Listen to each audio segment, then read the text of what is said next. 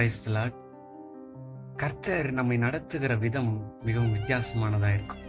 எப்படின்னா, நிறைய குறை நம் மீது இருக்கிறதா நிறைய பேர் சொல்லுவாங்க. மோசேக்கு திக்கி திக்கி பேசுறது ஒரு குறையா இருந்துச்சு. ஆனா அந்த மோசே திக்கி திக்கி பேசுகிறது ஒரு குறையா இருந்தாலும், அந்த திக்கு நாவு உடையவனை வைத்து வாதாடி ஒரு ஜனத்தையே அடிமைத்தனத்திலிருந்து அவரால் மீட்க முடிந்தது. காரணம், அவர் குறைவுகளை நிறைவாக்குகிறவர். யோசேப்பு, அவனை தூக்கி குழியில போட்டாங்க. அவனை எடுத்து எகிப்துக்கு அடிமையா வித்து போட்டாங்க. அடிமையாய் அவன் விற்கப்படுகிற பொழுது அது அவனுக்கு குறைவுதான். அது அவனுக்கு ஒரு குறைவானதாக இருந்துச்சு. ஆனால் எப்படி அவன் அடிமையாக விற்கப்பட்டானோ அதே இடத்திலே அவனை அதிபதியாக வைத்து, அவனுடைய வசனங்களிலே ஆதியாகமத்தில் வாசிக்கும் போது நம்மளால புரிஞ்சிக்க முடியும். அவனுக்கு எல்லாவற்றிலும் அதிகாரம் கொடுத்தாங்க. அவன் மனைவியை தவிர, அவன் வீட்டுக்காரிகள், நாட்டில எல்லா விதத்திலும் அவனுக்கு சரிபங்கு அதிகாரம் கொடுக்கப்பட்டது. அப்படின்னா பாருங்க, அந்த குறை கூட அவனுக்கு நிறைவா மாறிச்சு.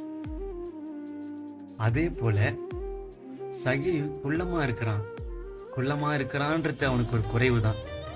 ஆனா அந்த குள்ளமா இருக்கிறதின் காரணத்தின் அடிப்படையில தான் அவன் ஒரு காட்டத்தி மரத்துல ஏறலாம். எது அவனுக்கு குறைவா இருந்துச்சோ, எது அவனுக்கு குறையா இருந்துச்சோ, அதன் அடிப்படையில அவன் உயரத்துல ஏறி கடவுளை பார்க்கலாம் அப்படின்னு, இயேசுவை பார்க்கலாம் அப்படின்னு ஏறின போது கர்த்தர் வந்து நின்று, இன்னைக்கு நான் உன் வீட்டுக்கு வரப்போறேன்னு சொன்னார் இல்ல, அந்த குறைவு அந்த இடத்துல நிறைவாய் மாறிச்சு. இப்படி வேதத்துல அநேக காரியங்களை நாம் குறிப்பிட்டு காட்டலாம். நம்முடைய குறைவுகளை நிறைவாக்குகிறவராய் கர்த்தர் நம்மோடு கூட இருக்கிறார். இன்னைக்கு தேவ ஜனமே, உன்னுடைய குறைவுகள் நினைத்து நீ அங்கலாய்த்து கொண்டிருக்கிறாயா? வேலை கிடைக்கல, ஒரு குறைவு. வருமானம் இல்லை, ஒரு குறைவு. நோய் நொடியோடு இருக்கிறேன், ஒரு குறைவு. பலவீனத்தோடு இருக்கிறேன், ஒரு குறைவு. சரியா படிப்பு என் தலையில ஏறலை, ஒரு குறைவு. என் சுத்தி இருக்கிறவங்க எல்லாம் என்னை ஏளனமா பேசுறாங்க, ஒரு குறைவு என்று சொல்லி எல்லாவற்றிலும் குறைவிலே வாழ்ந்து கொண்டிருக்கிற உன்னை பார்த்து கர்த்தர் சொல்லுகிறார், கிறிஸ்து இயேசு உன் குறைவுகளை கிறிஸ்து இயேசுவின் மகிமைக்குள்ளாக அவர் நிறைவாய் மாற்றும். அவர் மகிமையை நிறைவாய் மாற்றுவார்.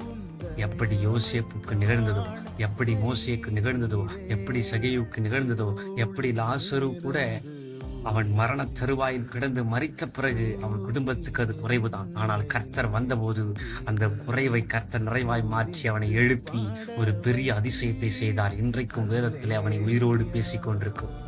இன்றைக்கு அப்படிப்பட்ட ஒரு காரியத்தை கர்த்தர் உங்களுக்கு செய்வார். குறைவுகளை அவர் நிறைவாய் மாற்றுவார். ஆமென்.